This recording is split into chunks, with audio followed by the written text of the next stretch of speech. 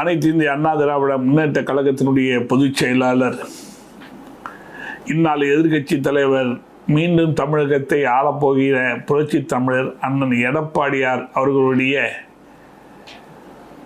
முதல் தேர்தல் அறிவிப்பு என்பது மக்களுக்கு இனிப்பான ஒரு செய்தியாக இன்றைய தினம் இருந்து கொண்டிருக்கிறது.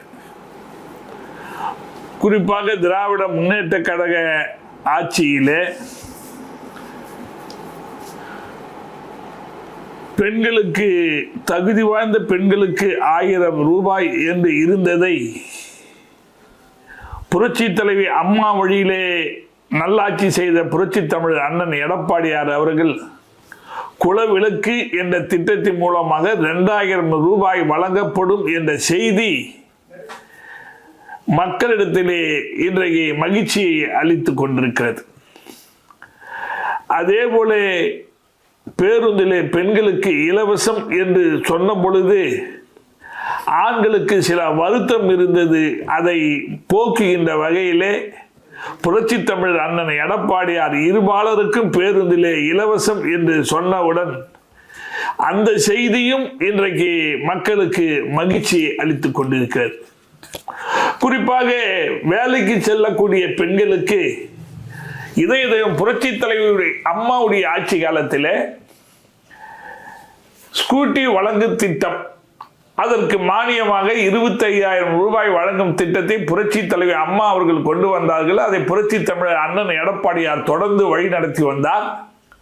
மீண்டும் அம்மாவுடைய ஆட்சி எடப்பாடியார் தலைமையிலே அமைகின்ற போது தமிழ்நாட்டிலே வேலைக்கு செல்கின்ற பெண்களுக்கு மீண்டும் அந்த ஸ்கூட்டி வழங்கும் திட்டம், 25,000 ரூபாய் மானியம் வழங்கக்கூடிய திட்டம் இன்றைக்கு பெண்களிடத்திலே பெரும் வரவேற்பை பெற்றிருக்கிறது.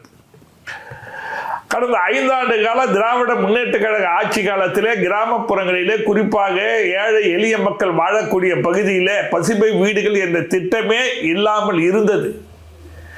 அதை மீண்டும் அம்மாவுடைய ஆட்சி அமைகின்ற போது கண்டிப்பாக கிராமப்புறங்களிலே ஏழை எளியவர்களுக்கு பசுமை வீடு கட்டித்தரப்படும். அதே போல நகர்ப்புறங்களிலே இருக்கக்கூடிய வீடு இல்லாதவர்களுக்கு அடுக்குமாடி வீடு கட்டித்தரப்படும் என்ற செய்தி இன்றைக்கு ஒரு இனிப்பான செய்தியாக பொங்கல் கொண்டாடி கொண்டிருக்கக்கூடிய தமிழக மக்களுக்கு இது ஒரு மகிழ்ச்சியான செய்தியாக இருந்து கொண்டிருக்கிறது. ஒட்டுமொத்தமாக புரட்சி தமிழருடைய முதல் தேர்தல் அறிவிப்பு என்பது அனைவருடைய முகத்திலேயே ஒரு வெளிச்சம் தோன்றுவது போல இன்றைக்கு மகிழ்ச்சியோடு இருந்து கொண்டிருக்கிறார். இது உண்மையிலே மக்களுக்கு பயனுள்ள அறிவிப்புகளா? இந்த திட்டங்கள் அனைத்தும் மிகவும் மக்களுக்கு பயனுள்ள திட்டமாகும். குறிப்பாக புரட்சி தமிழர் அண்ணன் எடப்பாடியார் அவர்கள் அறிவிக்கின்ற பொழுது பட்டியலினத்து மக்களிலே ஒரு குடும்பத்திலே திருமணம் என்று நடந்தால் கூட அவர்கள் தனியாக வாழ்க்கை நடத்த வேண்டும் என்று சொல்லி அவர்களுக்கு தனியாக வீடு வழங்கப்படும் என்று சொல்லி இருக்கிறார். ஆக இந்த திட்டம் என்பது ஒவ்வொரு திட்டமும் மக்களுக்கு மிக மிக பயனுள்ள திட்டமாகும். அதிமுகவின் வெற்றி வாய்ப்பு மிக பிரகாசமாக உள்ளது. அனைத்து இந்திய அண்ணா திராவிட முன்னேற்ற கழகத்தினுடைய பொதுச் செயலாளர் புரட்சி தமிழர் அண்ணன் எடப்பாடியார் அவர்கள் தமிழகத்திலே 4.5 ஆண்டு காலம் ஒரு அற்புதமான ஆட்சியை நடத்தினார். ஆனால் இன்றைய தினம் திராவிட முன்னேற்ற கழகத்தினுடைய ஆட்சி பொதுமக்களுக்கு எந்த ஒரு நன்மையும் செய்யவில்லை. குறிப்பாக இந்த காஞ்சிபுரத்திலே இருக்கக்கூடிய அந்த பாதாள சாக்கடை திட்டம் கூட இந்த மாநகராட்சி நிர்வாகத்தால் ஒழுங்காக நடத்த முடியவில்லை. குப்பைகளை வாருவதற்கு கூட வரி போட்டு இருக்கக்கூடிய ஆட்சி திமுகவுடைய ஆட்சி. அந்த குப்பையை கூட வாரத்திற்கு ஒரு முறை எடுப்பதற்கு கூட இந்த மாநகராட்சியிலே ஆட்கள் இல்லாமல் இருக்கிறார்கள் என்ற வருத்தம் மக்களிடத்திலே இருக்கிறது. அது மட்டுமல்லாமல் இன்றைக்கு காஞ்சிபுரம் மாநகராட்சியிலே சொத்து வரி உயர்த்தப்பட்டதனால் இன்றைக்கு வியாபாரம் பெருங்குடி மக்களும் பொதுமக்களும் மிகவும் பாதிக்கப்பட்டிருக்கிறார்கள். அதே போல மின்சார கட்டணம் பல மடங்கு உயர்த்தப்பட்டிருக்கிறது.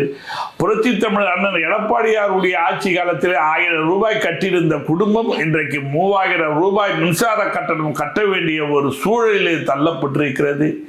எல்லாத்துக்கும் மேலாக இன்றைக்கு தமிழகம் முழுவதும், குறிப்பாக காஞ்சிபுரம் பகுதியில் கஞ்சா நடமாட்டம் அதிகமாக இருப்பதனால் போதை, இன்றைக்கு மக்கள் எல்லாம், அதுவும் இளைஞர்கள் எல்லாம் போதைக்கு தள்ளப்பட்டிருக்கிறார்கள். ஆகவே இந்த ஆட்சி ஒழிக்கப்பட வேண்டிய ஆட்சி ஒழிய வேண்டும் என்று மக்கள் விரும்புகிறார்கள்.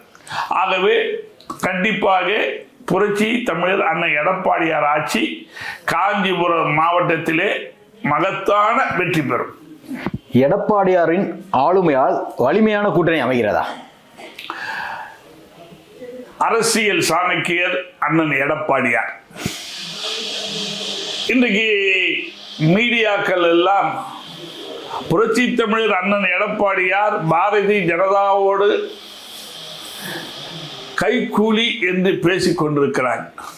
உண்மையாகவே இன்றைக்கு நம்முடைய பொதுச் செயலாளர் அண்ணன் எடப்பாடியார் அவர்கள் மிக அற்புதமாக அரசியல் காய்களை நகர்த்தி வருகிறார்கள். ஒரு மகத்தான வெற்றி கூட்டணி இன்னும் ஒரு வாரத்திற்குள் அமையும். நீங்கள் அனைவரும் பார்க்க போகிறீர்கள். தமிழ்நாட்டிலே திமுக ஆட்சி விரட்டி அடிக்கப்பட்டு அம்மாவின் ஆட்சி எடப்பாடியார் தலைமையிலே அமையும். திமுக மீது மக்கள் கோபமாக இருக்கிறார்கள், அதற்கான காரணம் என்னன்னு நினைக்கிறீங்க? தமிழ்நாட்டு மக்கள் திராவிட முன்னேற்ற கழகத்தின் மீது மிகவும் கோபமாக கொந்தளித்துக் கொண்டிருக்கிறார். அதற்கு பல காரணங்களை சொல்லலாம். இன்றைக்கு இந்த ஆட்சியிலே ஏதாவது ஒரு திட்டமாவது மக்களுக்கு போய் சென்றிருக்கிறதா என்று சொன்னால் இல்லை. புரட்சி தலைவி அம்மாவுடைய ஆட்சி காலத்தில், எடப்பாடியாருடைய ஆட்சி காலத்திலே ஒவ்வொரு திட்டங்களும் ஏழை எளிய மக்களுக்கு போய் சேர்ந்தது. குறிப்பாக கிராமப்புறங்களிலே இருக்கக்கூடிய ஒரு விவசாயி பயன்பெற வேண்டும் என்பதற்காக ஒரு கிராமத்திலே விவசாயிகளுக்கு கறவை மாடுகளை கொடுத்தார்கள். அதே போல கிராமப்புறத்திலே இருக்கக்கூடிய விவசாயிகள் பயன்பெற வேண்டும் என்று வெள்ளாடுகளை கொடுத்தார்கள். அந்த வெள்ளாடுகளை மாடுகளை வளர்த்து அவங்க கிராமத்திலே அவங்களுடைய பொருளாதாரத்தை உயர்த்தி கொண்டார்கள். ஆனால் இந்த ஆட்சியிலே இல்லை. குறிப்பாக தாலிக்கு தங்கம் திட்டம், அந்த தாலிக்கு தங்கம் திட்டத்தின் மூலமாக 8 கிராம் தங்கம் புரட்சி தலைவர் அம்மாவுடைய ஆட்சி காலத்தில், அண்ணன் எடப்பாடி ஆட்சி காலத்தில் வழங்கப்பட்டது. இந்த ஆட்சியில், திராவிட முன்னேற்ற கழக ஆட்சியிலே அது நிறுத்தப்பட்டது. ஒரு படிக்கின்ற பெண்ணாக இருந்தால் 25,000 ரூபாய் திருமண உதவி தொகையாகவும், பட்டதாரி பெண்ணாக இருந்தால் 50,000 ரூபாயும் கொடுக்கப்பட்டது. ஆனால் இந்த ஆட்சியிலே நிறுத்தப்பட்டது. 4.5 ஆண்டு காலமாக கொடுக்க முடியாத மடிக்கணினியை தேர்தல் வருகின்ற நேரத்திலே இன்றைக்கு அந்த திட்டத்தை ஆரம்பிப்பதாக முதலமைச்சர் சொல்லி ஆரம்பித்திருக்கிறார். இது மக்களை, குறிப்பாக மாணவர்களை ஏமாற்றுகின்ற ஒரு திட்டமாகும். இப்படி ஒவ்வொரு திட்டமும் மக்களை ஏமாற்றுகின்ற திட்டமாக இருப்பதனால் இன்றைக்கு மக்கள் வெறுத்து போயிருக்கிறார்கள். குறிப்பாக கிராமப்புறங்களிலே 100 நாள் வேலை வாய்ப்பு திட்டம், அந்த 100 நாள் வேலை வாய்ப்பு திட்டத்தை 150 நாளாக உயர்த்துவேன் என்று தேர்தல் அறிக்கையிலே சொன்னார் இன்றைய முதலமைச்சராக இருக்கக்கூடிய மு.க. ஸ்டாலின் அவர்கள். ஆனால் இன்றைக்கு வேலை செய்வதற்கு கூட கூலி கொடுக்க முடியாம இந்த அரசு தவித்துக் கொண்டிருக்கிறார். ஆகவே அண்ணன் எடப்பாடியார் அவர்கள் மீண்டும் அம்மாவின் ஆட்சி எடப்பாடியார் தலைமையிலே அமைகின்ற போது 150 நாளாக கண்டிப்பாக நாங்கள் உயர்த்தி தருவோம் என்று சொல்லி இருக்கிறார். வெந்த புண்ணிலே வேலை பாய்ச்சுவதை போல இந்த ஆட்சி, திமுக ஆட்சி, மக்களை வதைத்துக் கொண்டிருக்கக்கூடிய ஒரு ஆட்சியாக இன்றைக்கு இருந்து கொண்டிருக்கிறது. ஆகவே மக்கள் இந்த அரசு மீது இந்த அரசினால் வெகுவாக பாதிக்கப்பட்டிருக்கிறார்கள். அந்த பாதிப்பு தேர்தல் நேரத்திலே திமுகவுக்கு தெரியும் என்பதை தெரிவித்துக் கொள்கிறேன். திமுக ஆட்சியில் மக்களை பாதித்த திட்டங்கள் என்னென்ன? திமுக ஆட்சியிலே மக்களை பாதிக்க திட்டங்கள் என்று சொன்னால் எல்லாமே இன்னைக்கு பாதிக்கக்கூடிய திட்டமாகும். எந்த திட்டத்திலாவது உண்மையாக அந்த பயனாளிகளுக்கு போய் சேருகிறது என்று சொன்னால் இல்லை. குறிப்பாக பொங்கல் பண்டிகை, இந்த பொங்கல் பண்டிகைக்கு இலவச வேட்டி சேலை என்ற திட்டத்தை புரட்சி தலைவர் எம்ஜிஆர் கொண்டு வந்தார். புரட்சி தலைவருக்கு பின்னால் புரட்சி தலைவர் அம்மா அவர்கள் அந்த திட்டத்தை நடத்தினார்கள். புரட்சி தமிழர் அண்ணன் எடப்பாடியார் கொரோனா காலத்திலே கூட அந்த இலவச வேட்டி சேலை திட்டத்தை கொண்டு வந்தார்கள். ஆனால் இன்றைக்கு பொங்கல் பண்டிகை முடிந்து இவ்வளவு நாட்கள் ஆகியும் இன்னும் அந்த இலவச வேட்டி சேலையை கூட கொடுக்க முடியாத ஒரு ஆட்சியாக இந்த ஆட்சி இருந்து கொண்டிருக்கிறது. அது மட்டுமல்ல, அரசு ஊழியர்கள் இன்றைக்கு வெதும்பி கொண்டிருக்கிறார்கள். பழைய ஓய்வு திட்டம் வேண்டும் என்று அவர்கள் போராடினார்கள். போராடியவர்களுக்கு கடைசி ஆட்சி முடிக்கின்ற வகையிலே இப்பொழுது ஏதோ ஒரு புது திட்டத்தை கொண்டு வருவது போல பேசி இருக்கிறார். அதுவும் இன்றைக்கு அரசு ஊழியர்கள் மிகவும் வருத்தத்தோடு இருந்து கொண்டிருக்கிறார்கள். ஆக மற்றும் தமிழகத்திலே திராவிட முன்னேற்ற கழக ஆட்சியிலே கீழே இருக்கக்கூடிய சாதாரண ஒரு ஏழை தொழிலாளியிலே இருந்து அரசு பதவியிலே வகிக்கக்கூடிய அத்தனை பேரும் இன்றைக்கு இந்த ஆட்சியின் மீது வெறுப்படைந்திருக்கிறார்கள். கண்டிப்பாக இந்த ஆட்சி தூக்கி எறியப்படும் நாள் வெகு விரைவிலே வர இருக்கிறது. தமிழகத்திலே மீண்டும் புரட்சி தலைவி அம்மானுடைய ஆட்சி எடப்பாடியார் தலைமையிலே மலர்ந்தே தீரும். அதிமுக ஆட்சியில் செய்த சாதனைகள் என்னென்ன? அதிமுக ஆட்சியில் சாதனைகளை பட்டியலிட்டு சொல்லிக் கொண்டே இருக்கார். குறிப்பாக புரட்சி தமிழர் அண்ணன் அவர்கள் குடிமராமத்து பணி என்ற ஒரு திட்டத்தை எங்களுடைய காஞ்சிபுரம் மாவட்டத்திலே துவக்கி வைத்தார். அந்த திட்டம் இன்றைக்கு விவசாயிகளுக்கு ஒரு வரப்பிரசாதமாக, ஏனென்று சொன்னால் அந்த விவசாயிகளுக்கு தேவையான தண்ணீர் கிடைப்பதற்கு உண்டான வழிவகை செய்யப்பட்டது.